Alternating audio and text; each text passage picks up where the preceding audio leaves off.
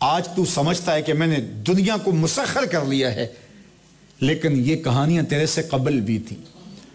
کوئی قوم عاد بھی ہوئی، کوئی سمود بھی ہوئے، کوئی فرعون بھی تھا، کوئی نمرود بھی تھا، کوئی شداد بھی تھا، کوئی لفدنون بھی تھا۔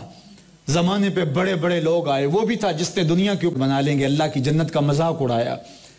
لیکن کہا کہ ایک تو وہ کہانی بیت گئی، اب اللہ تعالیٰ جل شانہ جھنجھوڑتا ہے یہ کہانیاں سنا کر کے کہ یہ ماضی میں ہوا اور یہ امر واقعی ہے۔ یہ بستیاں آج بھی موجود ہیں، ان کے اندر کھدے ہوئے مکانات آج بھی تم وادی القریٰ میں دیکھ سکتے ہو۔ مدائن صالحہ دنیا سے محو نہیں ہوئے۔ جس رب نے اس قوموں کے وجود کو مٹا دیا، ان پہاڑوں کو بھی نیست و نابود کر دیتا، لیکن تمہارے لیے ان پہاڑوں کو باقی رکھا ہے۔ ان کے اندر کھدے ہوئے ان کے محلات اور ان کے مکان رکھے ہیں تاکہ تم ان کو دیکھ کر کے یاد کرو اور اپنی زندگیوں کے رخ سیدھے کر سکو۔ تو کہا ایک تو کہانی وہ تھی۔ اب انسان کی نفسیات کو اور عمومی انسانی رویوں کو بیان کرتے ہوئے سورہ الفجر ہمیں ایک اور دائرے میں داخل کر رہی ہے، اور میں اور آپ آج کی شب میں ذرا اپنے آپ کو دیکھیں اور انسانی اس طبع کو اور انسانی اس مزاج کو، جو اس کی غلط فہمی ہے، جو قرآن نے کھول کر بیان کی۔ اللہ اکبر، یہ سیدھی راہ دکھانے والی کتاب ہے، یہ سچی کتاب ہے۔ تو ارشاد فرمایا فَأَمَّا الْإِنسَانُ إِذَا مَا ابْتَلَاهُ رَبُّهُ فَأَكْرَمَهُ وَنَعَمَهُ فَيَقُولُ رَبِّي أَكْرَمَنِ۔ بہرحال انسان جب اللہ تعالیٰ جل شانہ اس کو آزماتا ہے، پرکھتا ہے، اس کا رب جب اس کو امتحان کی بھٹی میں ڈالتا ہے، فَأَكْرَمَهُ اسے وہ عزت دیتا ہے، وَنَعَمَهُ اور طرح طرح کی نعمتوں سے اسے مالا مال کرتا ہے، کاروبار وسیع ہو جاتا ہے، اس کے لیے دولت کے انبار لگ جاتے ہیں، دنیاوی مال و اسباب اس کے لیے جمع ہو جاتا ہے، منصب ملتا ہے، عہدہ ملتا ہے، اقتدار ملتا ہے، شان و شوکت ملتی ہے، لوگوں کے دلوں میں اس کا گھر بنتا ہے۔ تو جب اللہ تعالیٰ بندوں کو آزماتا ہے، پرکھ کرتا ہے، امتحان لیتا ہے، عزتیں دے کر اور طرح طرح کی گوناگو نعمتیں دے کر، فَيَقُولُ رَبِّي أَكْرَمَنِ، تو بندہ کہتا ہے میرے رب نے مجھے عزت دی۔ تو اس کے ذہن میں یہ بات آتی ہے کہ میرے رب نے مجھے جو عزت دی ہے میں اس کا استحقاق رکھتا تھا، اور میں اگر اس لائق نہ ہوتا تو مجھے کیوں نوازا جاتا۔ تو گویا میرا رب میرے اوپر راضی ہے، تبھی تو اس نے مجھے ان دولتوں سے، ان عزتوں سے مالا مال کیا ہے۔ دوسری بات وَأَمَّا إِذَا مَا ابْتَلَاهُ، اور جب اللہ اس کو آزماتا ہے، امتحان لیتا ہے، پرکھ کرتا ہے، فَقَدَرَ عَلَيْهِ رِزْقَهُ اور اس کے رزق کو تنگ کرتا ہے، اس کو آزمائش کی بھٹی میں ڈالتا ہے، فَيَقُولُ رَبِّي أَهَانَنِ تو پھر وہ چیخ اٹھتا ہے میرے رب نے تو مجھے ذلیل کر کے رکھ دیا۔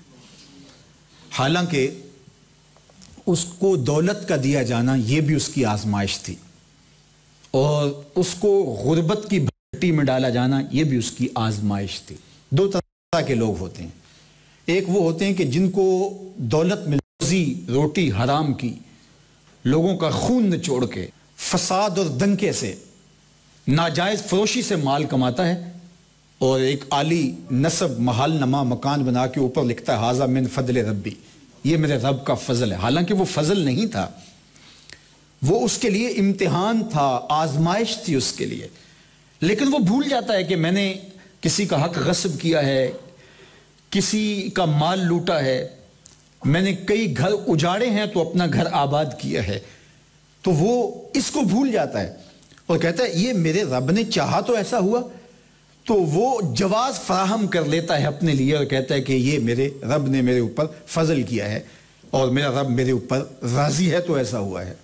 اور اگر اس کو کوئی آزمائش آ جائے، کوئی امتحان آ جائے اور وہ غربت کی چکی میں پسنے لگے، بیماری آ جائے، ابتلا میں مبتلا ہو، تو وہ کہتا ہے کہ میرا رب مجھ سے ناراض ہو گیا، ناراضگی ہے تو ان مصیبتوں نے میرا گھر دیکھا ہے، ان بیماریوں نے میرا وجود دیکھا ہے، غربتوں نے مجھے گھیر لیا، اگر اللہ راضی ہوتا تو ایسا نہ ہوتا۔ تو یہ انسان کی کج فکری، ایسا نہیں ہے۔ کسی شخص کو دولت کا دیا جانا یہ اللہ کی رضا کی دلیل نہیں ہے، اور کسی شخص کو غربت کے امتحان میں ڈالا جانا یہ اللہ کی ناراضگی کی دلیل نہیں ہے۔ اللہ دنیاوی دولت اس کو بھی دیتا ہے جس سے راضی ہے، اور اس کو بھی دیتا ہے جس سے نہیں راضی۔ نمرود کو بھی مال و دولت عطا کیے گئے، اور حضرت عثمان غنی کو بھی عطا کیے گئے۔ تو یہ اللہ اس کو بھی دیتا ہے جس سے راضی ہے، اس کو بھی دیتا ہے جس سے نہیں راضی ہے۔ اسی طرح جو آزمائش میں ڈالا گیا تو یہ لازمی نہیں ہے کہ وہ اس لیے ڈالا گیا کہ اللہ ناراض ہے۔ حضرت امام رازی نے لکھا ہے کہ مکے سے لے کر طائف تک 70 ایسے نبیوں کی قبریں ہیں جن کی وفات صرف بھوک کی وجہ سے ہوئی۔ تکلیفوں میں، آزمائشوں میں، امتحانوں میں، ابتلاؤں میں اس کے بندے رہے ہیں۔ اور میرے اور آپ کے آقا و مولا حضور ختمی المرتبت کے گھر میں کبھی برابر چولہا نہیں جلتا تھا، کبھی کھانے کے لیے کچھ میسر نہیں ہوتا تھا، پانی پی کے اور کھجور کھا کے گزارا ہوتا تھا۔ مہینہ مہینہ حضور کے گھر میں جو ہے وہ چولہا نہیں جلتا تھا۔ تو یہ تو کوئی دلیل نہیں ہے۔ اللہ کی رضا کی دلیل کیا ہے؟ نیکی کی توفیق مل جانا۔ اور اللہ کی ناراضگی کی دلیل کیا ہے؟ کسی شخص کا گناہ پہ دلیر ہو جانا۔ کوئی بندہ گناہ پہ دلیر ہے اور معصیت، نافرمانیاں، اللہ کے حکموں کو توڑنا اس کا مزاج ہے، تو سمجھو اللہ اس سے ناراض ہے۔ اور اگر کسی کو اللہ نے سجدے کی توفیق دی ہے، کسی کو اللہ میں اپنے راستے میں خلوص کے ساتھ خرچ کرنے کی توفیقات عطا کی ہیں، حلال حرام کی تمیز اس کو عطا کر دی گئی ہے، تو پھر سمجھ لو کہ اللہ اس پہ راضی ہے۔ تو اللہ کی رضا کی دلیل توفیقات خیر کا نصیب ہونا، اور اللہ کی ناراضگی کی دلیل برائیوں میں کسی شخص کا مبتلا ہو جانا۔ باقی رہی بات کہ کسی کو دولت کا زیادہ دیا جانا، کسی کو کم دیا جانا، تو یہ آزمائش ہے۔ اب جو اہل ایمان ہیں، اللہ کے بندے، وہ کیا کرتے ہیں؟ جب دولت زیادہ ملتی ہے تو پھر وہ اللہ کا شکر ادا کرتے ہیں۔ اقتدار ملتا ہے، منصب ملتا ہے، تو صرف اللہ کے شکر کے دائرے میں آ جاتے ہیں۔ اور جب مصیبت آتی ہے، تکلیف آتی ہے، اذیتوں میں مبتلا ہوتے ہیں، تو پھر وہ یہ نہیں کہتے کہ ہمارے رب نے ہمیں ذلیل کر دیا، بلکہ وہ اس پہ صبر کرتے ہیں اور اللہ کے حضور دعائیں کرتے ہیں، التجائیں کرتے ہیں، اس مشکل کو دور کرنے کے لیے اس پر استقامت، صبر مانگتے ہیں، اور کہ مالک تو نے جو جس آزمائش میں ڈالا ہمیں پورا اترنے کی توفیق نصیب فرما، ہماری سفید پوشی کا بھرم نہ ٹوٹے، اور ہمیں اس مشکل وقت سے بچانا کہ جب ہماری یہ غربت ہمیں کفر تک لے جائے۔ اور جب ان کو دولت مندی دی جاتی ہے تو وہ ڈرتے ہیں کہ اللہ ایسا نہ ہو کہ یہ دولت ہمیں فرعون بنا دے، یہ دولت ہمیں نمرود بنا دے، ہمارے اندر بخل پیدا ہو، تکبر پیدا ہو، ہمارے اندر غرور پیدا ہو۔ تو وہ اس حالت کے اندر اللہ تعالیٰ کا شکر، یا دوسری حالت میں اللہ تعالیٰ کا صبر کرتے، اللہ کے حضور صبر کی توفیق مانگتے ہیں اور صبر کے ساتھ اپنی زندگی گزارتے ہیں۔ لیکن دوسرا جو رویہ عمومی طور پہ لوگوں کا ہے کہ دولت آئی تو پھول گئے، اور سمجھا کہ یہ دولت اسی لیے ملی ہے کہ ہمارا رب ہم سے راضی ہے، اگر خدا راضی نہ ہوتا تو ہمیں یہ دولتیں کیوں نصیب ہو جاتی۔ اور پھر جب محفل نعت میں مہمان خصوصی بھی بن گئے تو پھر تو ان کے نفس کو اور تسکین مل گئی۔ جب پیر صاحب نے بھی ان کو ہی اہمیت دی تو پھر انہیں لگا کہ واقعہ ہی ہمارا رب ہم پہ راضی ہی ہے، تبھی تو ہمیں مذہبی طبقوں کے اندر بھی اہمیت مل رہی ہے، حالانکہ وہ جانتے ہیں کہ ہم نے یہ دولت کیسے حاصل کی ہے، وہ جانتے ہیں کہ ہمیں سجدے کی توفیق نصیب نہیں ہے، وہ جانتے ہیں کہ آج اس محفل میں مہمان خصوصی سے تو کل ہم شراب خانے میں تھے، انہیں پتہ ہے، لیکن انہیں اس کی طرف توجہ نہیں جاتی، سوچتے نہیں ہیں، بلکہ وہ یہ سمجھتے ہیں کہ ہمیں یہ جو عزت مل رہی ہے یہ اللہ تعالیٰ کی طرف سے ہماری کسی قبولیت کی وجہ سے یہ عزت ہے، حالانکہ یہ ان کی آزمائش تھی، ان کا امتحان تھا، ان کی ابتلا تھی۔ اور پھر اس کے بعد جب دولتیں اور ثروتیں انسان کے ہاتھ میں نہیں رہتی تو پھر وہ یہ کہتا ہے کہ جی جناب یہ اللہ تعالیٰ ہم سے ناراض ہو گیا۔ تو کہا کہ ایسا نہیں ہے، وہ جن سے ناراض ہے ان کو بھی دیتا ہے، جن سے راضی ہے ان کو بھی دیتا ہے۔ اس کی ناراضگی کا اور اس کی رضا کا یہ معیار ہی نہیں ہے۔ کہا بلکہ حضور نے ارشاد فرمایا کہ میرا رب تو یہ کہتا ہے کہ اگر مجھے مسلمانوں کی دل جوئی کا لحاظ نہ ہو تو میں کافروں کے گھروں کی سیڑھیاں سونے اور چاندی کی بنا دوں، لیکن یہ کہیں گے ہمیں تو بالکل ہی مار دیا، وہ اقبال نے کہا تھا نا کہ مومن کے لیے وعدہ حور، کافر کو دی حور و قصور اور مومن کے لیے فقط وعدہ حور. یہ تو پہلے شکوہ کناں ہیں. تو یہ کوئی دلیل نہیں ہے. دلیل کیا ہے کہ آپ اللہ کے مطیع کتنے ہیں، فرما بردار کتنے ہیں. اگر اللہ نے آپ کو توفیق خیر دی ہے تو پھر سمجھ لو آپ کا رب آپ پہ راضی ہے. اور اگر معصیت میں دلیر ہیں، گناہ کرتے ہوئے ڈر نہیں لگتا، پھر سمجھ لو تمہارے رب نے اپنی رحمت کی نظر تم سے ہٹا لی ہے اور تم ڈٹ کے گناہ کرتے چلے جا رہے ہو اور وہ تمہاری ڈور ڈھیلی کرتا چلا جا رہا ہے. تم اس کی خفیہ تدبیر کا شکار ہو گئے ہو اور تم سمجھتے ہو کہ جو ہے وہ کوئی ایسا نہیں ہے. تو اصل مسئلہ یہ ہے کہ تمہارا معاملہ مال و دولت کا دیا جانا یا تنگ کیا جانا، یہ دونوں تمہاری آزمائشیں ہیں. دولت بھی آزمائش اور غربت بھی آزمائش. دولت تمہیں فرعون نہ بنا دے، نمرود نہ بنا دے، قارون نہ بنا دے، اور غربت تمہیں کفر تک نہ لے جائے، اور تمہارے اقدار اور تمہارے اخلاق نہ کہیں بگڑ جائیں. تو کہا کہ دونوں حالتوں کے اندر جو اپنی عادات کو درست رکھتا ہے، اپنے مزاج کی خوبصورتیوں کو بہتر رکھنے کی کوشش کرتا ہے اور اپنے رب سے منہ نہیں پھیرتا، وہ سرخرو ہے، کامیاب ہے، بامراد ہے. باقی عمومی طور پہ جو قوموں کے اندر انحطاط آتا ہے، زوال آتا ہے، مالی مشکلات پیدا ہوتی ہیں، تو اس کا ایک سبب آگے ارشاد فرمایا، کلا، ایسا ہرگز نہیں ہے، بل لا تکرمون الیتیم.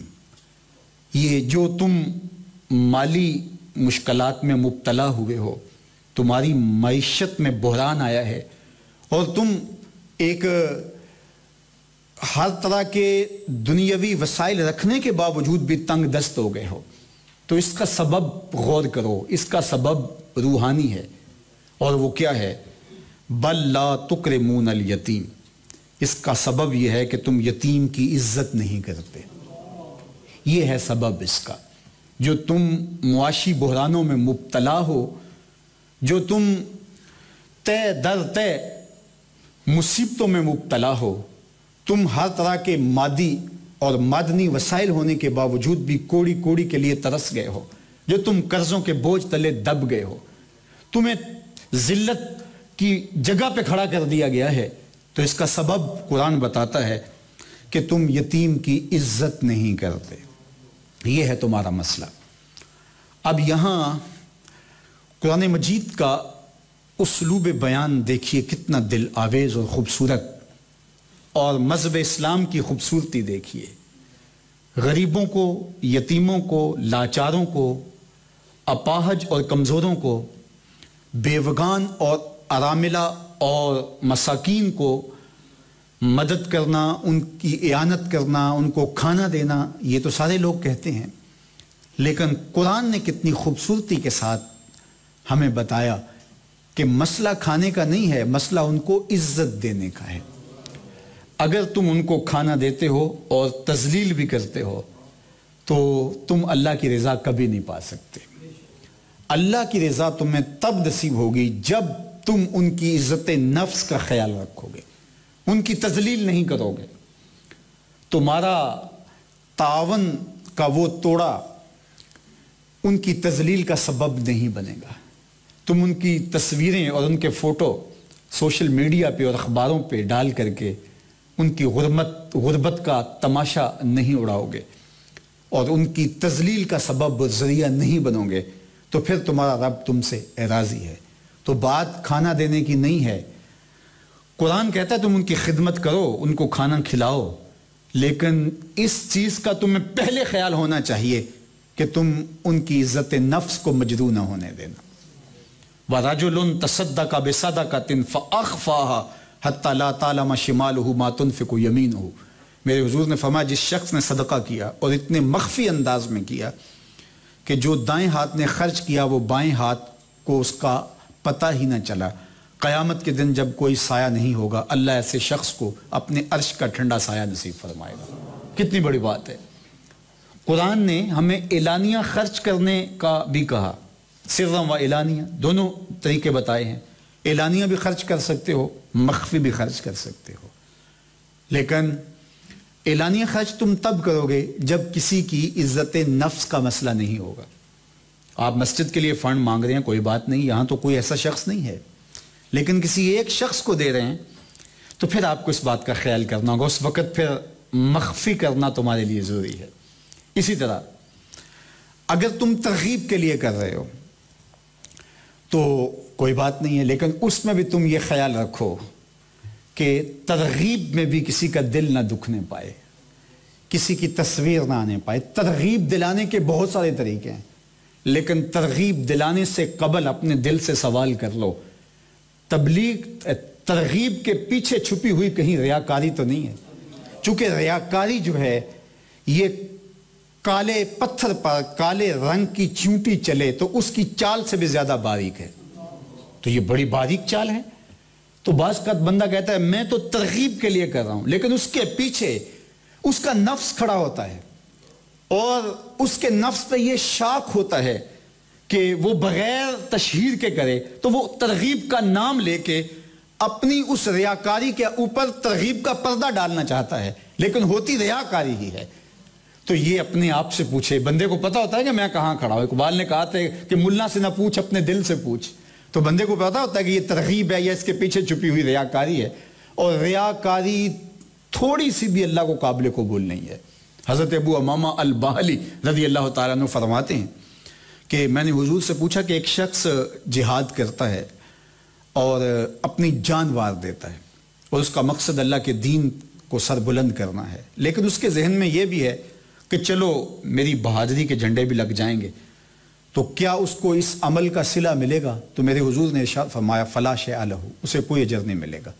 تو حضرت ابو امامہ کہتے ہیں کہ میں نے سمجھا شاید میں جو مقصود تھا وہ اچھی طرح عرض نہیں کر سکا، تو میں نے پھر کہا حضور اس کا مقصد اللہ کے دین کے جھنڈے کو بلند کرنا ہے، لیکن ساتھ ضمن میں یہ بات تھی چلو شہرت بھی تو ہو ہی جائے گی۔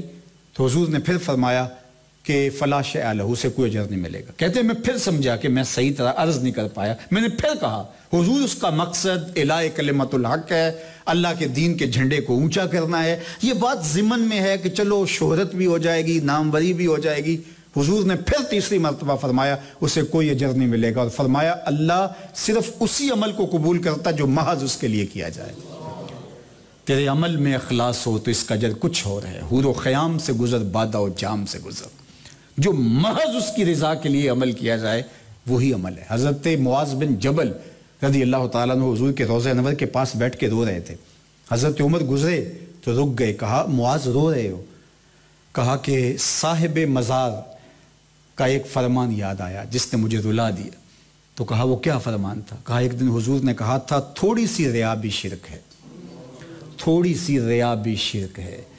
تو ضرور رکیے، آپ ترغیب کا نام لے رہے ہیں کہ میں ترغیب دینے کے لیے کر رہا ہوں، لیکن ذرا ایک لمحے کے لیے رک کے اپنے آپ سے سوال کر لیجئے، ترغیب کے پردوں کے پیچھے چھپی ہوئی کہیں ریا تو نہیں ہے؟ اگر ریا کہیں چھپی ہے تو عمل ضائع ہو گیا، عمل برباد ہو گیا۔ کیتی کتری پئی کھو محمد تے سکہ بنیا زردہ، سب کچھ برباد ہو گیا۔ اس لیے محض اس کی رضا کے لیے ترغیب بھی اگر آپ کی نیت ہے تو اس سے قبل اچھی طرح اپنے آپ کو جانچ لیں کہ ہم کھڑے کہاں ہیں۔ اللہ اکبر۔ تو کہا کہ کلا بل لا تکرمون الیتیم، تمہارا مسئلہ یہ ہے کہ تم یتیم کی تکریم نہیں کرتے ہو، عزت نہیں دیتے ہو۔ میں آپ سے ایک سوال کروں کہ اس کائنات میں سب سے اچھا گھر کون سا ہے؟ تو کوئی کہے گا جو کسی پہاڑ کی چوٹی پہ ہے جہاں تازہ ہوائیں آتی ہیں وہ گھر اچھا ہے۔ کسی نے کہا نہیں جناب، جو ساحل سمندر پہ ہے وہ گھر اچھا ہے، دور تک نیلے پانیوں کا منظر آنکھوں کو قرار دیتا ہے اور ماحول کی خاموشی طبیعت کے اندر سرشاریاں پیدا کرتی ہے۔ کسی نے کہا نہیں، جو صحن چمن میں گھر ہوگا وہ اچھا ہے، تازہ ہواؤں کے جھونکے اور اطراف میں کھلے ہوئے گلابوں کا موسم طبیعت کو کیسے نہال کرے گا، وہ گھر کیوں اچھا نہیں ہے جو صحن چمن میں ہے۔ کسی نے کہا نہیں جناب، جو شہر کے وسط میں ہے، جو کسی عالی نصب شاہراہ کے اوپر ہے، تاکہ مشکل ویلے آپ اپنی مدد اور نصرت کے لیے کسی کو بلا سکیں، آپ کو ہاسپٹل جانا پڑ جائے تو آپ سہولت سے پہنچ سکیں، آپ کے بچے سکول جائیں تو وہاں تعلیمی ادارے قریب ہوں گے، کسی نے کچھ کہا، کسی نے کچھ کہا، کسی نے کہا نہیں جناب کسی عالی نسب سوسائٹی کے اندر واقع گھر ہو جس میں آپ کی سیکورٹی ہو، آپ کی حفاظتی حصار بہت مضبوط ہوں، وہ گھر اچھا ہے۔ کسی نے کہا نہیں جناب گھر فلاں شہر میں ہو تو اس شہر کی آب و ہوا اچھی ہے تو وہ گھر اچھا ہے۔ تو ہر شخص نے اپنے مزاج کے مطابق کہا سب سے اچھا گھر وہ ہے۔ کسی نے کہا جو کشادہ ہو، کسی نے کہا کہ نہیں جو گھر جو ہے وہ کشادہ چاہے نہ ہو لیکن پر فضا مقام پہ واقع ہو، وہ گھر اچھا ہے۔ میرے حضور سے پوچھا گیا تو میرے حضور نے فرمایا سب سے اچھا گھر وہ ہے جس میں یتیم رہتا ہو اور اس کی عزت بھی ہوتی ہو، چاہے وہ ایک جھونپڑا ہی کیوں نہیں ہے، چاہے وہ ایک دو مرلے کی جھونپڑی ہی کیوں نہیں ہے، اس میں یتیم رہتا ہے اور ساتھ شرط ہے کہ اس کی تکریم ہوتی ہے، اس کی عزت ہوتی ہے۔ وہ گھر وہ ہے جس کو فرشتے بھی دیکھنے آتے ہیں۔ اللہ اکبر، اللہ کی رحمتیں اترتی ہیں اس گھر کے اوپر جس گھر میں یتیم رہتا ہو اور اس کی عزت بھی ہوتی ہو۔ تو وہ گھر خوش نصیب لوگوں کا گھر ہے۔ تو اپنے گھروں میں یتاما کو عزت کے ساتھ رکھو، یتاما کی مدد کرو، نصرت کرو، اعانت کرو، لیکن انہیں یہ کبھی بھی احساس نہ ہونے دو، یتیم کے سامنے بار بار ذکر نہ کرو کہ یہ صاحب یتیم ہے اور ہم اس کی مدد کر رہے ہیں، اس کا باپ یاد نہ کرواؤ اس کو۔ یہ ہمیں بتایا گیا۔ بیوہ کے سامنے اپنی بیوی سے ملاطفت کا اظہار نہ کرو، اس کو اپنا شوہر یاد آئے گا۔ غریب کے سامنے اپنی دولت مندیوں کے ذکر نہ کرو۔ آج لوگ غربا کے سامنے بیٹھ کے نئی نئی آنے والی گاڑیوں کے قصے چھیڑ دیتے ہیں اور وہ بیچارہ نانے شبینہ کو ترستا ہے۔ تو کاش کہ اپنے طرف میں اپنی سمت میں بیٹھے ہوئے شخص کو دیکھ لیا ہوتا کہ اس کا مسئلہ کیا ہے۔ اسی طرح غریب کے سامنے اپنی دولت مندی کے اظہار نہ کرو اور یتیم کے سامنے اپنے بیٹے سے محبت کا اظہار نہ کرو۔ ہمارے دین نے ہمیں یہ سکھایا کہ اپنے گوشت کی خوشبو سے غریب ہمسائے کو تکلیف نہ دو، یا تو تھوڑا سا پانی زیادہ ڈال لو اور شوربے کی پیالی ہمسایوں کے گھر بھی بھیج دو، اور اگر ایسا نہیں کر سکتے تو ایسے زاویے میں کھانا پکاؤ جس کی مہک ہمسائے کے گھر تک نہ پہنچ پائے، تاکہ اس کے بچے ضد کر بیٹھے تو وہ بلکتے ہوئے بچوں کو کیسے چپ کروائے گا۔ وہ کیا کسی نے کہا دوپہر کو سلا دیتی ہے بچوں کو وہ اس ڈر سے گلی میں پھر کھلونے بیچنے والا نہ آ جائے۔ تو ہمارے دین نے ہمیں یہ ترغیب دی کلا بل لا تکرمون الیتیم۔ تمہارا مسئلہ کیا ہے؟ تم یتیم کو عزت نہیں دیتے ہو۔ اللہ اکبر، اللہ بچائے، ایسے لوگ بھی ہیں جو یتیموں کے نام پہ کاروبار کرتے ہیں۔ اللہ بچائے، محفوظ رکھے۔ ولا تحاضون علی طعام المسکین، اور نہ تم ترغیب دیتے ہو مسکین کو کھانا کھلانے کی۔ ایک تو مسکین کو کھانا کھلانا، قرآن نے اس سے بڑھ کے اگلی بات کی ہے۔ قرآن جیسی فصاحت کہاں سے لائیں؟ کلام خالق ہے۔ یتیم کو کھانا کھلانے کی بات ہی صرف نہیں کی، اس کو عزت دینے کی تلقین کی، کھانا اس کے اندر آ گیا۔ اب مسکینوں کو کھانا کھلانے کی بات نہیں کی، کھانے کی ترغیب کی بات کی، کھانا اس کے اندر ہی آ گیا۔ کوئی ایک شخص کیا دنیا بھر کے مسکینوں کی ضروریات کو پورا کر سکتا ہے؟ تمہارے پاس دولتوں کے پہاڑ بھی ہو، معاشرے میں پھیلے ہوئے دکھ کیسے تم سمیٹ سکتے ہو؟ تو کہا کیا کرو؟ کہا معاشرے کے اندر لوگوں کو مساکین کے ساتھ، غربا کے ساتھ، یتاما کے ساتھ، لاچار طبقوں کے ساتھ مدد، اعانت کی ترغیب دو۔ جب معاشرے میں یہ احساس پھیل جائے گا تو پھر اس کا عملی نتیجہ یہ ہوگا لوگ ایک دوسرے کا دکھ بانٹ لیں گے۔ تم نے تو ٹرک کھڑا کر دیا روڈ پہ اور لوگ آ کے لوٹ کے لے گئے، لیکن یہ تو 10 20 50 آدمیوں کی کہانی ہے۔ لیکن گلی گلی میں پھیلے ہوئے درد کو کون سمیٹے گا؟ تو کہا تم ایسا ماحول پیدا کر دو کہ کوئی شخص یہ سوچے کہ میرا ہمسایہ کہیں بھوکا نہ سوئے۔ ہر شخص یہ خیال کرے کہ میرے رشتہ داروں کے اندر کوئی ایسا تو نہیں ہے جو نانے شبینہ کو ترستا ہے۔ ہر بندہ اپنے اطراف پہ غور کرے۔ اگر ایسا ماحول ترتیب پا جاتا ہے تو پھر تھوڑے سرمائے کے ساتھ معاشرے کے درد بانٹے جا سکتے ہیں۔ تو قرآن نے ہمیں ترغیب دی کہ ہم مسکین کو کھانا کھلانے کے ترغیبی عمل کو اپنا شعار زندگی بنائیں، لوگوں کے دل میں احساس جاگے، اور پھر وہ جس کے پاس ایک روٹی ہے وہ بانٹ کے آدھی اپنے ہمسائے کو دے دے گا تو دونوں کا گھر چلے گا، نہ یہ کہ جو ہے وہ چند لوگ تو میدان عمل میں موجود ہوں لیکن باقی معاشرہ جو ہے وہ صفاق مزاج کا ہو، تو پورا معاشرہ اس سانچے میں ڈھل جائے کہ ایک دوسرے کا احساس کیا جائے. لازمی نہیں کہ وہ امیر ہی ہو، وہ غریب بھی ہو سکتا ہے، غریب بھی غریب کی مدد کر سکتا ہے، وہ اپنے روٹی کے ٹکڑے کو بانٹ کر کے 2 حصوں میں کھا سکتا ہے تاکہ معاشرے کا درد اور معاشرے کا دکھ بانٹ لیا جائے. وَتَأْكُلُونَ التُّرَاثَ أَكْلًا لَمًّا. تمہارا تیسرا مسئلہ کیا ہے جس وجہ سے تمہارے معاشرے گھٹن کا شکار ہوتے ہیں اور تم سکون بھری زندگی نہیں پاتے ہو، تم معاشی بحرانوں میں مبتلا ہوتے ہو؟ وہ یہ ہے کہ تم میراث کا سارا مال چٹ کر جاتے ہو، وراثت کا مال کھا جاتے ہو، کمزوروں کا مال تم ہڑپ کر جاتے ہو. یہ تمہارا مزاج ہے. جب طاقتور لوگ کمزوروں کا مال ہڑپ کرنے لگ جائیں تو پھر معاشرے سکون اور طمانینت کی دولت سے محروم ہو جاتے ہیں، چاہے وہ آیان اقتدار ہوں، چاہے وہ خاندان کے کچھ بڑے لوگ ہوں. جو استحصال کرتے ہیں تو باقی لوگوں کی زندگی تلخ ہو جاتی ہے اور پھر اس تلخی کا حصہ ان کو بھی ملتا ہے. سکون سے، طمانینت سے، قرار سے وہ بھی نہیں رہ سکتے. اس لیے استحصال نہیں ہونا چاہیے کہ کوئی کسی کے مال پر ناجائز قابض ہو جائے. جس کا حق ہے اس کو پہنچنا چاہیے. اور میں کہتا ہوں کہ جب آزمائش کی گھڑیاں ہوں، مشکل کے لمحے ہوں، تو پھر یہ ذمہ داریاں اور فزوں تر ہو جاتی ہیں کہ اس بات کا بہت خیال رکھا جائے کہ کسی کا حق کسی تک نہ پہنچنے دیا جائے. آج جب ملک کے اندر ایک کیفیت ہے بے روزگاری کی، لاک ڈاؤن کی، تو اس وقت اگر کچھ لوگ مصنوعی بحران پیدا کریں گے غذائی اجناس کا تو پھر اللہ کی رحمتوں کی وہ توقع کر سکتے ہیں؟ آج اپنی جان پر کھیل کر کے مریضوں کی زندگی بچانے کے لیے جو ڈاکٹر اور پیرا میڈیکل سٹاف وہاں کھڑا ہے، ان کے لیے جو ہے آنے والی کٹیں برآمد ہوں گی امراء کے گھروں سے اور آیان اقتدار کے گھروں سے، تو کیا ہم توقع کر سکتے ہیں کہ اللہ کی رحمت جھوم کے برسے گی؟ پھر تو اللہ کا قہر غضب نازل ہوگا. تو جب قوموں کے اندر استحصال ہوتا ہے تو پھر قومیں سکون اور طمانینت نہیں پاتی، وہ پیچیدگیوں میں مبتلا ہوتی چلی جاتی ہیں، ایک مشکل سے نکل کے دوسری مشکل کا شکار ہوتی چلی جاتی ہیں.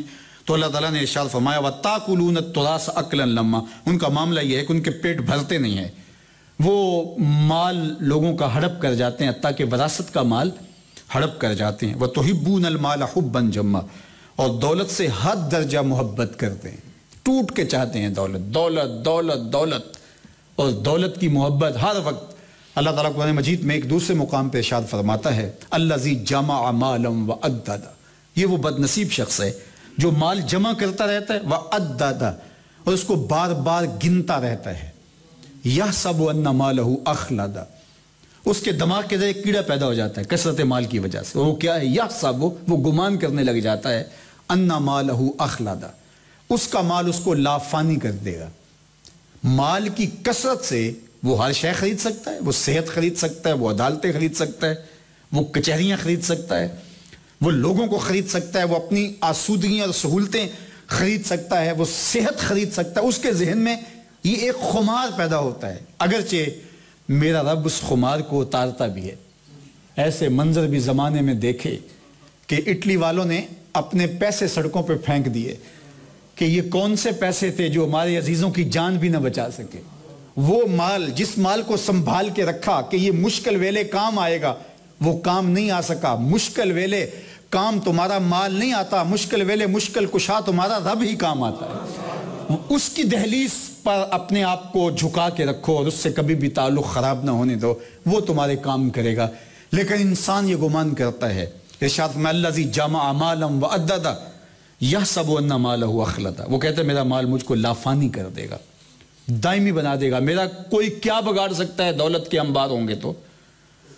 اللہ فرماتا ہے کلا لینبذن فی الحطمہ. ایسا ہرگز نہیں ہے، یہ تیرا گمان ہے. اگر مال بچاتا ہوتا تو نمرود کو بچاتا. وہ خزانوں سمیت دنس گیا اور اب تک دنستا چلا جا رہا ہے. اگر مال بچاتا ہوتا تو فرعون کو، حامان کو، قارون کو، شداد کو بچاتا. کہا نہیں، کلا ایسا ہرگز نہیں ہے. لینبذن فی الحطمہ. ہم پکڑ کے اس کو ہوتامہ میں ڈال دیں گے۔ اللہ اکبر، یہاں جو لفظ استعمال کیا لَيُنبَذَنَّ، اہل عرب لفظ استعمال کرتے تھے جب ان کا جوتا پرانا ہو جاتا تو وہ اتار کے پھٹا ہوا پرانا ہوا جوتا اتار کے یوں حقارت سے پھینکتے اور ساتھ کہتے نبست النعل، میں نے پرانا جوتا پھینک دیا۔ تو جس طرح جوتا پاؤں میں پہننے کے قابل نہ رہے اور چلنا مشکل ہو جائے اور انسان 2-4 لمحے تو سوچے کہ میں کوئی اس سے کوئی چل سکوں، لیکن جب وہ مایوس ہو جاتا ہے کہ اب یہ تو میرے لیے وبال جاں بن گیا ہے، تو وہ جس طرح حقارت سے جوتے کو پکڑ کے پھینکتا ہے، تو وہی لفظ استعمال کیے گئے۔ وہاں لفظ آتے ہیں جو ہے وہ نبست النعل، میں نے پرانا جوتا پھینک دیا، یہاں وہی لفظ ہیں کلا لینبذن فی الحطمہ۔ اللہ فرماتے ہیں اے عرب، جس طرح تم ٹوٹا ہوا جوتا پھینکتے ہو، ہم یوں اس کو پھینک کے جہنم میں ڈال دیں گے، یوں پھینک دیں گے جہنم۔ کلا لینبذن فی الحطمہ، ہوتامہ میں ڈال دیں گے۔ اب ہوتامہ کا لفظ بولا، پھر خود فرمایا وما ادراک ما الحطمہ، جانتے ہو ہوتامہ کیا ہے؟ جس ہوتامہ میں ڈالا جائے گا تم جانتے ہو کہ وہ ہوتامہ کیا ہے؟ آگے خود فرمایا نار التی، فرمایا لینبذن فی الحطمہ وما ادراک ما الحطمہ نار التی افئدہ، یہ اللہ کی جلائی ہوئی آگ ہے جو کلیجے کھا جائے گی، جو دل چاٹ جائے گی۔ یہ وہ آگ ہے جو اللہ نے جلائی ہوئی آگ ہے، تو اللہ کی جلائی ہوئی آگ کا مقابلہ کون کرے گا؟ اس لیے تمہاری زندگی کا مقصود مال نہیں ہے، ضرور مال کماؤ اور وہ مال ضرورت پڑے تو لوگوں میں بانٹو، اپنی ضروریات پوری کرو، لیکن ناجائز مال کبھی جمع نہ کرنا اور مال کی محبت سینے میں کبھی نہ آنے دینا۔ کہتے ہیں کہ مال ہاتھ میں یا جیب میں رہے تو خیر ہے، دل میں آئے تو خیر نہیں ہے۔ تو مال کو جیب میں رکھنا، مال کو تجوری میں رکھنا، لیکن مال کو دل میں نہ رکھنا۔ دل یہ تن حجرہ رب سچے دا، یہ اسی کا حجرہ ہے، اس میں کوئی اور نہیں آنا چاہیے۔ تو اس میں مال کیوں آئے؟ مال ہوتا کون ہے کہ دل کے حجرے میں آئے؟ اس تخت پہ مال کیوں بیٹھے؟ اس تخت پہ جلوے تو میرے رب کے ہی ہونے چاہیے نا۔ تو کہا وَتُحِبُّونَ الْمَالَ حُبًّا جَمًّا كَلَّا إِذَا دُكَّتِ الْأَرْضُ دَكًّا دَكًّا۔ اللہ ارشاد فرماتا ہے جب زمین کوٹ کوٹ کر ریزہ کر دی جائے گی، وہ لمحے بھی آنے والے ہیں، یہ محل، یہ ماڑیاں، یہ پلازے، یہ عالی نصب کوٹھیاں، یہ بنگلے، یہ اونچے اونچے ٹاور، سارے زمین بوس ہو جائیں گے، وہ وقت آنے والا ہے۔ اذا دکت الارض دکن دکا، جب زمین کوٹ کوٹ کے ریزہ ریزہ کر دی جائے گی، ہر شے برابر ہو جائے گی۔ وجاء ربک والملک صفا صفا، اور تیرے رب کا حکم آئے گا اور فرشتے صف بصف اتریں گے۔ اللہ تعالیٰ نے دوسرے مقام پہ فرمایا کہ آسمان وانشقت السماء، آسمان پھٹ جائے گا اور فرشتے جو ہے کناروں سے نیچے آ جائیں گے۔ 7 لائنیں فرشتوں کی ہوگی، ایک روایت میں آتی، کوئی بھاگ کے نکل نہیں سکے گا اللہ کی دھرتی سے۔ کتنا سخت دن ہوگا، تیرے رب کا امر آئے گا، تیرے رب کا حکم آئے گا، تیرا رب اپنی شان کے ساتھ تخت نشین ہوگا اور فرشتے صف بصف کھڑے ہوں گے، ہاتھ باندھے کھڑے ہوں گے، عجز کے ساتھ، انکسار کے ساتھ، اللہ کے حکم کے منتظر۔ وَجِیَ یَوْمَئِذٍ بِجَہَنَّمَ، اور جہنم کو لایا جائے گا۔ 70,000 فرشتے زنجیریں ڈال کے جہنم کو کھینچ کے حشر کے میدان میں لائیں گے۔ اللہ کے عرش کی بائیں جانب حشر ہو، دوزخ کو لایا جائے گا۔ اس کا چیخنا، اس کا چنگاڑنا اور اس کے شعلوں کی آواز سے کلیجوں میں دل کانپ رہے ہوں گے، لوگ نفسی نفسی پکار رہے ہوں گے، صرف ایک ہی ذات ہوگی جو امتی امتی پکار رہی ہوگی۔ وہ سخت دن ہوگا۔ وَجِیَ یَوْمَئِذٍ بِجَہَنَّمَ، اس دن جہنم کو لایا جائے گا۔ یومئذ یتذکر الانسان وانیٰ لہ الذکریٰ، اس روز انسان کو سمجھ آئے گی۔ اللہ فرماتا ہے لیکن اس وقت سمجھنے کا کیا فائدہ جب سب کچھ ہاتھ سے نکل چکا۔ آج وقت ہے، وقت پر کافی ہے قطرہ بھی آب خوش ہنگام کا، جل گیا جب کھیت برسا می تو پھر کس کام کا۔ پھر کیا فائدہ؟ آج وقت ہے، آج اس کی دہلیز پہ آ جائیں، آج اپنے گناہوں کی معافی مانگ لیں۔ پھر آج کی رات رحمتوں بھری رات ہے، چھم چھم رحمتیں اتر رہی ہیں۔ وہ کہتا ہے کوئی بخشش مانگنے والا، میں اس کی بخشش فرما دوں، ہے کوئی رزق مانگنے والا، میں اس کی جھولیاں بھر دوں، ہے کوئی گناہوں سے معذرت کرنے والا، میں اس کی معذرت قبول کر لوں، ہے کوئی میرے حضور بخشش و مغفرت کا سوالی بن کے ہاتھ پھیلانے والا، میں اس کے ہاتھ خالی نہیں موڑوں گا. آج اس کی رحمتیں پکار رہی ہیں. ہم تو مائل بکرم ہیں, کوئی سائل ہی نہیں, راہ دکھلائیں کسے راہ روے منزل ہی نہیں, جلوائے طور تو موجود ہے کوئی موسیٰ ہی نہیں. آواز آ رہی ہے یومئذ یتذکر الانسان, اس دن پھر انسان کو سمجھ آ جائے گی. جب آنکھوں کے سامنے دیکھ لے گا پھر اسے ہر شے سمجھ آ جائے گی. وَأَنَّا لَهُ الذِّكْرَى, میرا مالک کہتا ہے کیا فائدہ آپ سمجھنے کا. جب پیغمبر آئے, رسول آئے, روز جنازے اٹھتے تھے, سورج غروب ہو کے بتاتا تھا, پھیلی قبریں کہتی تھی, اس وقت تو سمجھا نا. اب سمجھا تو کیا فائدہ, چونکہ یہ دار الجزا ہے, دار العمل ہے ہی نہیں. اس وقت بندہ کہے مالک پھر مجھے ایک بار دنیا پہ بھیج دے, کبھی سجدے سے ساری نہیں اٹھاؤں گا. میں نے تو پڑھا کہ نیکوکار بھی پچھتائیں گے. بدکاروں کا پچھتانا تو سمجھ میں آتا ہے, نیکوکار کیوں پچھتائیں گے. جب اپنے اچھے اعمال کی جزا دیکھیں گے تو پچھتائیں گے, ہائے جو چند لمحے ضائع کر دیے وہ بھی کیوں ضائع کر دیے. لیکن سوائے پچھتاوے کے اور کچھ نہیں ہوگا. یقول یا لیتنی قدمت لحیاتی, اس دن وہ کہیں گے کاش ہم نے اپنی زندگی کو آگے بھیجا ہوتا. وہ زندگی جو دنیا پہ گزار کے آئے ہیں وہ دنیا کے لیے نہ گزاری ہوتی, وہ اس آخرت کے لیے گزاری ہوتی. ہم نے اللہ کے لیے زندگی بسر کی ہوتی. 4 دن کی زندگی تھی. زندگی تھی کیا, 50,000 سال کا ایک دن ہوگا حشر کا. 50,000 سال کا قرآن بتاتا ہے. اور یہ ساری زندگی 50 سال کی, 60 سال کی, 70 سال کی لگا لیجئے, یہ ساری زندگی 60-70 سال کی, اور وہ ایک دن 50,000 سال کہیں گے کہ یوں ہی گزر گیا, چند لمحے تھے. اللہ اکبر. لیکن جنہوں نے یہ راز سمجھ لیا انہوں نے پھر زندگی گزارنے کی طرح جو حق تھا اس طرح گزارا. حضرت داتا گنج بخش علی حجویری علیہ الرحمہ کی شیخ خطلی فرماتے ہیں دنیا یومن ولنا فیہا صومن, دنیا ایک دن ہے اور ہم روزہ رکھ کے گزار رہے ہیں. گزری جائے گی نا. جس نے روزہ رکھا اس کا بھی تو دن گزر جاتا ہے, اور جس نے نہیں رکھا دن تو اس کا بھی گزر جاتا ہے. لیکن افطار کے لمحوں پہ انواع و اقسام کے کھانے جب سامنے پڑے ہوتے ہیں, تشکر کے جذبات انسان کے اوپر ہوتے ہیں کہ شکر ہے مالک نے یہ دن نقطہ انجام تک پہنچایا, تو وہ جو کیفیت روزہ دار کی ہوتی ہے وہ بے روز کی تو نہیں ہوتی. تو اللہ جل شانہ نے یہ زندگی دی. کچھ لوگوں نے گناہوں سے بچ کے زندگی گزاری, روزہ دار رہ کے زندگی گزاری, اور کچھ لوگوں نے آوارگی میں زندگی گزاری. جب روزہ کھلنے کا وقت آئے گا پھر پتہ جائے گا, وہ کہے گا یا لیتنی قدمت لحیاتی فیومئذ لا یعذب عذابہ احد. اللہ فرماتا اس دن اللہ کے عذاب کی طرز پر اللہ کے عذاب کی طرح کا کوئی عذاب نہیں دے سکتا. جیسا اس کا عذاب ہوگا کسی کا عذاب ہو ہی نہیں سکتا. اس کی پکڑ گرفت ہے. اس نے اگر نعمتیں دی تھی تو آج اس کی گرفت بھی دیکھنے والی ہوگی. اللہ اکبر. ولا یوسک وثاقہ احد, اور نہ اس کے باندھنے کی طرح کوئی باندھ سکے گا جس طرح وہ جکڑے گا. خذوہ فغلوہ ثم الجحیم صلوہ ثم فی سلسلۃ ذرعها 70 ذراعا فاسلکوہ. کہا پکڑو اسے, جکڑو اور 70 ہاتھ لمبی زنجیروں میں پرو کے جہنم میں ڈال دو. وہ کیسی گرفت ہو گئی. تو کہا کہ جس طرح وہ پکڑے گا کوئی پکڑ بھی نہیں سکتا, کوئی چھڑا بھی. یہاں تو جیلیں توڑ کے لوگ بھاگ جاتے ہیں, یہاں کی تو جو وہ پکڑنے والے بک جاتے ہیں, لیکن اللہ کی پولیس تو نہیں بکے گی. کوئی جان چھڑا کے بھاگ تو نہیں سکے گا, اس کی گرفت سے کوئی اپنے آپ کو چھڑا نہیں سکے گا. اللہ اکبر. یہ اس سخت دن کی مشکل ترین حالات کی عکاسی ہے. عین اس ماحول میں ہوا کا ایک ٹھنڈا جھونکا آتا ہے. اللہ اکبر. اچانک آواز آتی ہے یا ایتھا النفس المطمئنہ.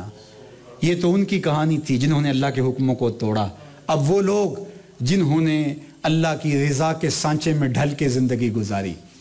اے نفس مطمئنہ جو اللہ پر اپنے آپ کو راضی کرتے رہے, جنہوں نے ذکر سے اطمینان قلب حاصل کیا, جو اس کے حکموں کو نہ توڑتے رہے, ان کو آواز آئے گی اے نفس مطمئن ارجعی الی ربک راضیۃ مرضیہ. آجا اپنے رب کی طرف, تیرا رب تیرے سے راضی اور تو رب سے راضی. فادخلی فی عبادی وادخلی جنتی. میرے بندوں میں داخل ہو جاؤ اور میری جنت میں داخل ہو جاؤ. اللہ اکبر. دو خوبیاں کہ تو رب پہ راضی اور رب تیرے پہ راضی. یعنی تو نے اس طرح زندگی گزاری کہ تو رب پہ راضی ہو گیا, مشکل میں بھی راضی, تکلیف میں بھی راضی. جے سونا میرے دکھ وچ راضی تے میں سکھ نو چلے ڈاواں. تو راضی تھا رب پر. علماء نے لکھا ہے اللہ کا بندے پہ راضی ہونا یہ بھی بڑی بات ہے, لیکن یہ آسان ہے. بندے کا رب پہ راضی ہونا یہ مشکل ہے. بندہ راضی ہوتا ہی نہیں. لیکن جس نے اس کے باوجود کہا مالک میں ڈاڈا راضی ہوں تیرے پہ, واہ واہ خوش ہوں تیرے پہ, تو جو بندہ ہو کے رب پہ راضی ہو گیا, اللہ جنت کے 8 دروازے کھول کے گئے گا, میرے بندے تو میرے پہ راضی ہو گیا, تیرے اوپر تکلیفیں بھی تھے, آلام بھی, مصائب بھی, لیکن تو راضی ہو گیا, میری جنت کے 8 دروازے کھولے, جدھر سے گزرنا ہے گزر جا, میں تیرے پہ راضی ہو گیا ہوں. اللہ اکبر. تو آئیے اپنی زندگیوں کو اللہ اور اس کے رسول کی رضا کے سانچے میں ڈھال لیں. سورہ الفجر ہمیں بتاتی ہے کہ اللہ کی گرفت سے کوئی بچ تو نہیں سکتا, جلد یا بدیر اس کی گرفت میں تو لوگوں نے آنا ہی آنا ہے. کفار کو تو دنیا کے اوپر سزائیں دی گئی, عذاب استیصال میں مبتلا کیا گیا. اس امت کو حضور کے صدقے عذاب استیصال سے تو محفوظ رکھا گیا, لیکن اللہ کی گرفت, پکڑ اور معاشرے کے اندر پھیلتی ہوئی بے چینیاں اور اضطراب یہ لوگوں کو جو ہے وہ پریشان کرتے رہیں گے.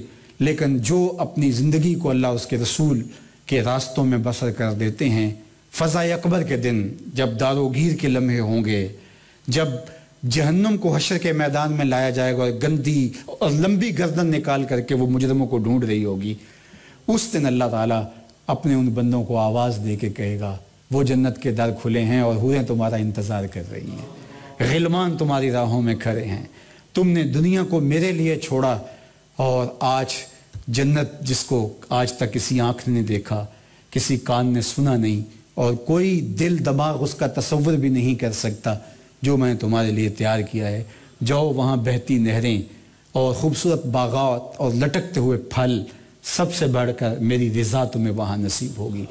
اللہ مجھے آپ کو اللہ جل شانہ کی رضا کے سانچے میں اپنے آپ کو ڈھالنے کی توفیق دے. کار ما آخر شدو آخر زیما کار نشد, مشت خاک ما غبارے کوچائے یار نشد. اب ہم دعا کی طرف بڑھتے ہیں. دعا عبادت کا مغز ہے, اور آج کی رات تو وہ مالک ہمیں خود کہتا ہے کہ مجھ سے مانگو. ویسے تو جب بھی مانگے اس کا در رحمت کھلا ہوا ہے. یہ کوئی دنیا داروں کا در تو نہیں ہے کہ اس وقت بند اور اس وقت کھلا ہے. یہ تو اس کا در ہے, لا تاخذہ سنۃ ولا نوم, نیند تو دور کی بات ہے, اسے اونگ بھی نہیں آتی. دنیا داروں سے مانگنا ہو تو ان کی زبان میں مانگنا پڑتا ہے. اللہ سے جب بھی مانگو, جس زبان میں بھی مانگو, عربی میں مانگو, اجمی میں مانگو, ہندی میں مانگو, سندھی میں مانگو, نظم میں مانگو, نثر میں مانگو, اقبال کے لہجے میں مانگو, رومی کے انداز میں مانگو, سعدی کی طرز میں مانگو. نہیں مانگنا آتا خالی ہاتھ پھیلا دو, وہ بند لبوں کی بولیاں بھی سنتا ہے. آؤ تو صحیح اس کی چوکھٹ پہ. وہ کہتا ہے مجھ سے مانگو, میں تمہاری ضرورتوں کو پورا کروں گا, تمہارے دکھوں کو ختم کر دوں گا, تمہاری مصیبتوں کو دور کر دوں گا. آؤ تم مجھ سے طلب کرو. ان ربکم حیی کریم یستحیی من عبدہ اذا رفع یدیہ الیہ ان یردہما صفرا. تمہارا رب حیا کرنے والا سخی ہے, کریم ہے. بندے جب اس کے سامنے ہاتھ پھیلا کے دعا مانگتے ہیں, اللہ فرماتا ہے مجھے شرم آتی ہے ان کے اٹھے ہوئے ہاتھ خالی کیسے موڑ دوں. جب میری دہلیز سے بھی دتکار دیے گئے تو پھر جائیں گے کہاں, اور در ہے کیا جس در پہ جا کے ہاتھ پھیلائیں گے. تو آئیے ہم اس کے حضور استغفار طلب کرتے ہیں, اپنے گناہوں کی معافی مانگتے ہیں. پورے عالم پہ پھیلی ہوئی وبائیں, ابتلائیں اور یہ امتحان کی سخت گھڑیوں کے دور ہونے کی التجا پیش کرتے ہیں.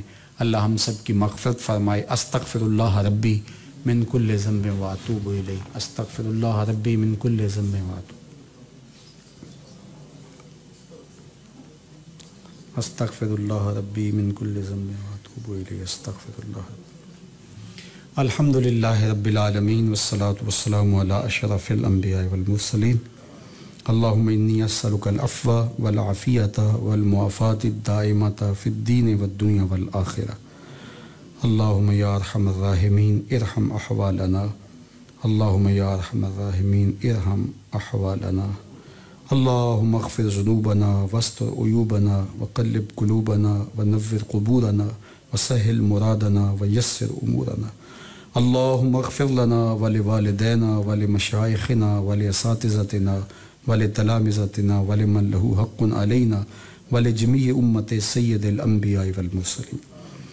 اللہ اٹھے ہوئے ہاتھ خالی نہ موڑنا, پھیلی ہوئی جھولیاں اپنی رحمتوں سے بھر دے.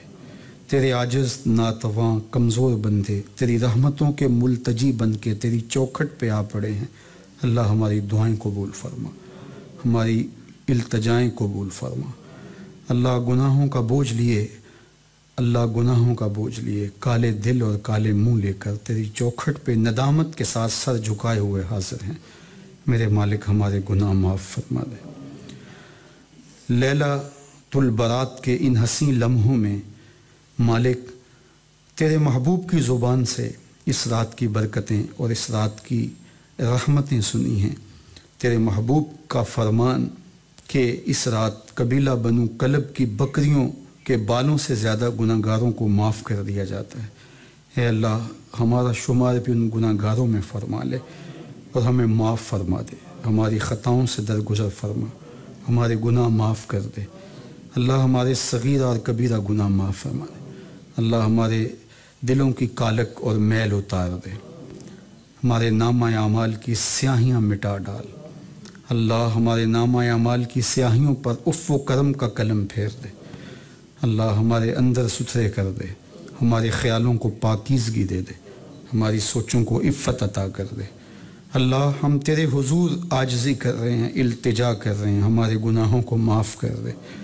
تیرے علاوہ ہمارا کوئی سہارا نہیں، تیری چوکھٹ کے علاوہ کوئی در نہیں، تیری دہلیز پہ حاضر ہیں۔ اللہ ہم سب کو معاف فرما دے۔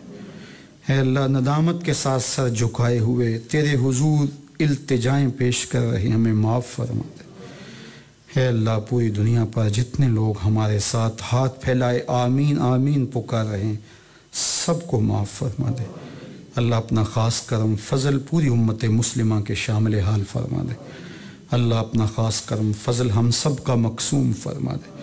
اپنی دہلیز سے خالی اور مایوس نہ لوٹانا۔ اللہ ہمیں اپنے کرم سے مالا مال فرمانا، ہمارے اندر کی غلاستیں دور کر دے۔ اللہ ہماری زبانوں کو سچائی عطا کر دے، ہمارے خیالوں کو پاکیزگی دے دے، ہماری سوچوں کو عفت عطا کر دے۔ اللہ ہماری آنکھوں کو عبرت کا نور عطا کر دے، ہمارے کانوں کو قرآن کے نغمے عطا کر دے، دل کی دھڑکنیں اپنے ذکر سے آباد کر دے، اپنی یادوں کے سویرے ہمارے لیے طلوع فرما دے۔ اللہ ہمیں نفس و شیطان کے مکر سے بچا، نفس و شیطان کے مکر و فریب سے، دجل و تلبیسات سے ہماری حفاظت فرما۔ اللہ تو کریم ہے، ہم تیرے عاجز بندے تیرے حضور ملتجی ہیں، تیری رحمتوں کے سوالی بن کے تیری چوکھٹ پہ حاضر ہیں۔ اللہ ہمیں معاف کر دے، اللہ ہم سے درگزر فرما۔ اللہ ہمارے دلوں کی کالک اور میل اتار دے، ہمارے اندر کی غلاستیں دور کر دے، حسد، حقد، بغض، کینے، نفرتیں ہم سے دور ہٹا دے۔ اللہ ہمیں صالحیت کے اجالے دے دے، ہماری سوچوں کو نور اور پاکیزگی اور عفت عطا کر دے۔ اللہ ہم تیری دہلیز کے سوالی، تیری چوکھٹ کے بکاری، ہاتھ پھیلائے، جھولیاں پھیلائے، تجھ سے تیری رحمت کے ملتجی ہیں۔ اللہ اپنی رحمت سے معاملت فرما دے۔ اللہ اپنا خاص کرم فضل پورے عالم پہ فرما۔ اللہ اس وبا سے پورے عالم کو نجات دے دے۔ اللہ تیری مخلوق سسک رہی ہے، تڑپ رہی ہے، خوف و ہراس میں مبتلا ہے، میرے مالک اپنے کرم سے پورے عالم کو نجات عطا کر دے۔ اللہ پورے عالم کو نجات عطا کر دے۔ اللہ اس بیماری سے نجات عطا کر دے، اس مشکل سے، اس تکلیف سے اللہ پورے عالم کو نجات عطا کر دے۔ اللہ اپنا خاص کرم فضل اپنی مخلوق کے شامل حال فرما۔ اللہ اپنا خاص کرم فضل اپنی مخلوق کے شامل حال فرما۔ اللہ تو کریم ہے، امت مسلمہ کو کھویا ہوا وقار دے دے۔ اللہ امت مسلمہ کو کھویا ہوا وقار دے دے۔ بٹکے ہوئے آہو کو پھر سوئے حرم لے چل، اس شہر کے خوگر کو پھر وسعت صحرا دے۔ میں بلبل نالا ہوں اس اجڑے گلستان کا، تاثیر کا سائل ہوں محتاج کو داتا دے۔ اللہم اید الاسلام والمسلمین، اللہم اعز الاسلام والمسلمین، اللہم اعز الاسلام والمسلمین۔ اے اللہ اسلامی ممالک کی خیر فرما، جہاں جہاں ظلم اور جبر میں کسے مسلمان تلخ زندگی، جبر اور مظلومیت کی زندگی بسر کر رہے ہیں، اللہ انہیں نجات عطا کر دے۔ اللہ انہیں آزادیاں نصیب فرما دے۔ کشمیر کے مظلوموں کی مدد فرما۔ اللہ فلسطین کو آزادی کی بہاریں عطا کر دے۔ میرے مالک سیریا کے مظلوموں کی مدد فرما۔ اللہ برما کے مظلوموں کی مدد فرما۔ یہ امت جہاں جہاں بھی ظلم اور جبر کا شکار ہے، اللہ انہیں نجات عطا کر دے۔ اللہ اس امت کو کھویا ہوا وقار عطا کر دے۔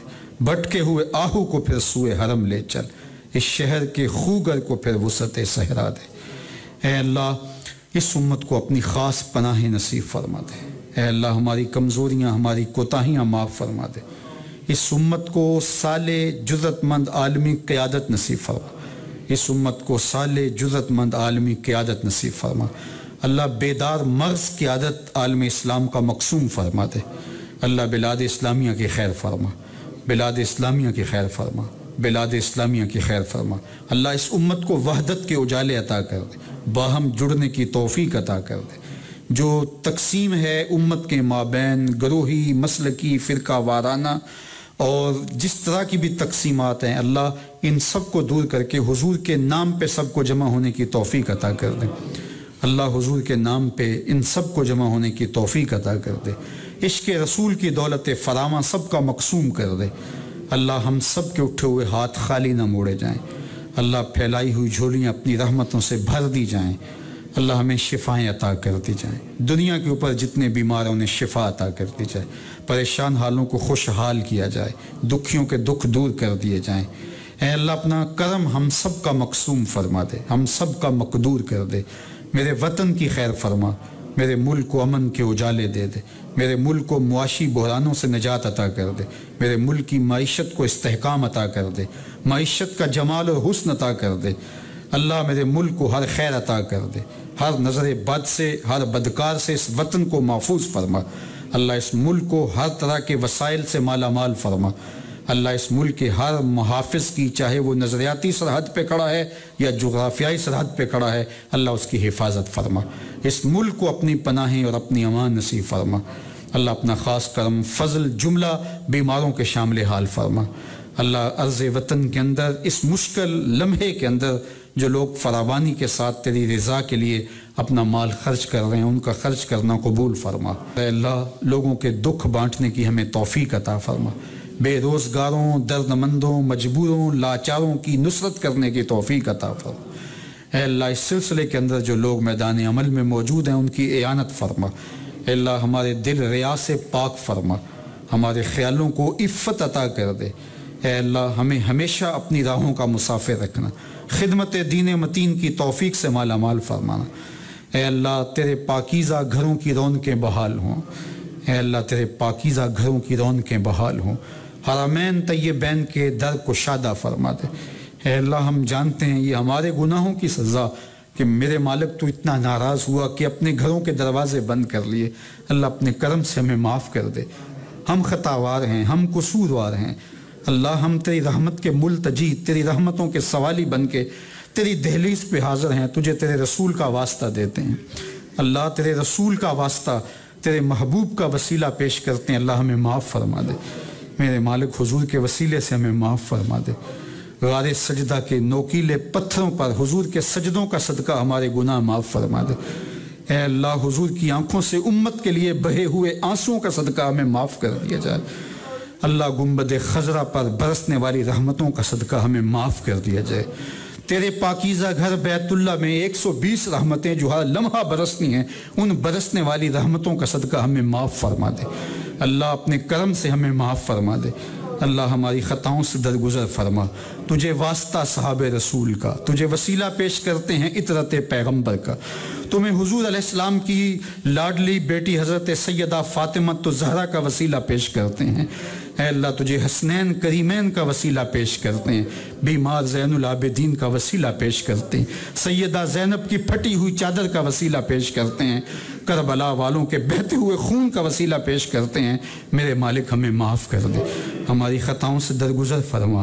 اللہ ہمارے گناہ معاف کر دے. اللہ ہمارے ماں باپ کی مغفرت فرما. ہمارے ماں باپ کی مغفرت فرما. ہمارے بہن بھائیوں کی مغفرت فرما.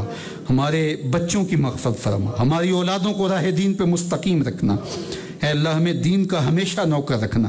ہمیشہ دین کی نوکری ہمارا مقسوم کرنا. اللہ جہاں جہاں لوگ ان دعاؤں پہ آمین کہہ رہے ہیں، ان کی جو التجائیں ہیں اپنی بارگاہ میں قبول فرما. جو لبوں پہ آئیں انہیں بھی قبول فرما. جو نہا خانہ قلوب میں ہیں انہیں بھی مستجاب فرما. اے اللہ کسی کو خالی نہ لوٹایا جائے. بے اولادوں کی گودیاں اولاد سے ہری کر دے. انہیں اولاد نرینہ بھی دے دے، اولاد مادینہ بھی دے دے. بیماروں کو شفا عطا کر دے. دکھیوں کے دکھ دور فرما.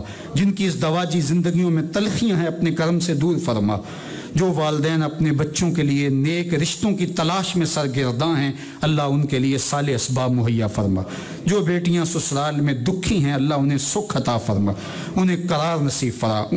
اللہ ان کے ماں باپ کی آنکھوں کو ٹھنڈک عطا کر دے۔ اللہ جہاں جہاں بھی تیرے رسول کی امت ظلم اور جبر میں کسی کرا رہی ہے انہیں نجات عطا کر دے، امت کو کھویا ہوا وقار عطا کر دے، اپنی کرم نوازیوں کے اجالے اس امت کا مقسوم کر دے۔ اللہ ہمیں کبھی بھی خالی نہ لوٹانا، ہمیں مایوس نہ لوٹانا۔ ہم تیری دہلیز کے بکاری ہیں، تیری چوکھٹ کے فقیر ہیں۔ اللہ تیرے سے مانگتے ہیں، تیرے علاوہ کسی سے نہیں مانگتے۔ اپنے محبوب کے وسیلے سے ہماری دعائیں قبول فرما۔ اللہ ہماری التجائیں قبول فرما۔ اے اللہ اگر ہماری دعائیں رد کر دی گئی شیطان بہت خوش ہوگا، اس کی خوشی کے اسباب نہ ہوں، اللہ ہمارے دلوں کو ٹھنڈا کر دے۔ اللہ اس بیماری کو، اس کرونا وبا کو دور کر دے۔ اللہ اس سے نجات نصیب فرما دے۔ اپنا خاص کرم فضل اپنی مخلوق کے شامل حال فرما۔ ہمارے اٹھے ہوئے ہاتھ خالی نہ لوٹائے جائیں۔ اللہ جو مالی بحران میں مبتلا ہیں اللہ ان کی معیشت کو مستحکم فرما دے۔ جو بے روزگار ہیں ان کو بہتر روزگار نصیب فرما۔ جو نان شبینہ کے لیے ترس رہے ہیں اللہ ان کے لیے ترقی اور عروج اور بھانکپن نصیب فرمانا۔ پوری دنیا کے اوپر پھیلے ہوئے ہمارے مصطفی فقیروں کی مدد اور نصرت فرمانا۔ تیرے دین کے لیے جو خدمات پیش کر رہے ہیں انہیں قبول فرما۔ جہاں جہاں جو بھی تیرے دین کے لیے جس نام سے بھی نوکری کر رہا ہے اللہ اس کا کرنا قبول فرما، اس کی محنت مستجاب فرما۔ پوری امت کو وقار، عزت، شان و شوکت اور حشمت عطا کر دے۔ اے اللہ ہم تیرے حضور اپنے گناہوں کی معافی مانگتے ہیں، سچی توبہ کرتے ہیں۔ اس بابرکت رات کے دامن سے پھوٹتی ضیاؤں کا صدقہ ہمارے گناہ معاف فرما دے، ہماری خطاؤں سے درگزر فرما، ہمارے صغائر اور کبائر معاف فرما۔ اللہ جو چھپ کر کے وہ بھی معاف کر دے۔ ہمارے جسم میں یہ جان رہے، تجھ پہ صدقے تیرے محبوب پر قربان رہے۔ کچھ رہے یا نہ رہے دعا ہے یہ امیر کہ نزاع کے وقت ثابت ہمارا ایمان رہے۔ اللہ ہمارے ایمان کو سلامتی عطا کرنا، بار بار حرمین طیبین کی حاضریاں دینا۔ اللہ بار بار حرمین طیبین کی حاضریاں دینا، بار حرمین طیبین کی حاضریاں نصیب فرمانا۔ اے اللہ جتنے لوگ میرے ساتھ آمین آمین پکارے ان کی دعائیں مستجاب فرمانا، ان کی دعائیں قبول فرمانا، ان کو اپنی رحمتوں کا حصار دینا، اپنی کرم نوازیوں کے اجالوں میں رکھنا۔ تو کریم ہم سب کے حال پہ رحم فرمانا، برکتوں رحمتوں کے قافلے اللہ ہمارے وطن میں نازل فرمانا، پورے عالم اسلام کی خیر فرمانا۔ اللہ پوری انسانیت جو دکھ میں مبتلا ہے اس کو سکھ عطا کر دینا۔ اللہ کشمیر، فلسطین اور باقی لاچار مسلمان جو درد و ظلم کی باہوں میں کسے قرار ہیں ان کو نجات عطا کر دیں۔ وصلی اللہ تعالی علی النبی الامین وعلی آلہ واصحابہ اجمعین برحمتک یا ارحم الراحمین۔ وصلی اللہ تعالی علی النبی الامین۔